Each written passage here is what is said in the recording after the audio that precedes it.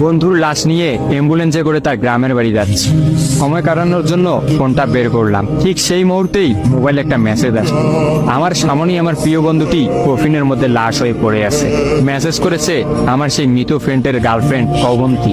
আমি মেসেজগুলো পড়া শুরু করলাম। ফাহাদ, আমাকে মাফ করে দিও।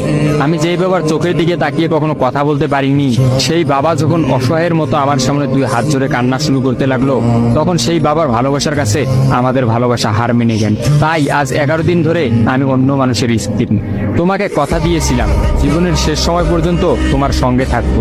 আমার সব সময় ভয় হতো যে তুমি আমাকে কষ্ট দেবে, হয়তো আমাকে ছেড়ে অন্য কাউকে বিয়ে করবে।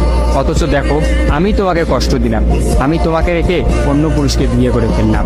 জীবনটা বড়ই অদ্ভুত, তাই না? তোমার কি মনে আছে আমি তোমাকে কাঁদতে কাঁদতে বলতাম আমাকে কখনো ছেড়ে যাবে না? তো তুমি হাসতে হাসতে উত্তর দিতে আমি তোমাকে কখনো ছেড়ে যাব না, তুমি আমাকে ছেড়ে গেলে যেতে পারো। তখন আমি অনেক রাগ করতাম, কারণ আমি তো তোমাকে পাগলের মতো ভালোবাসতাম।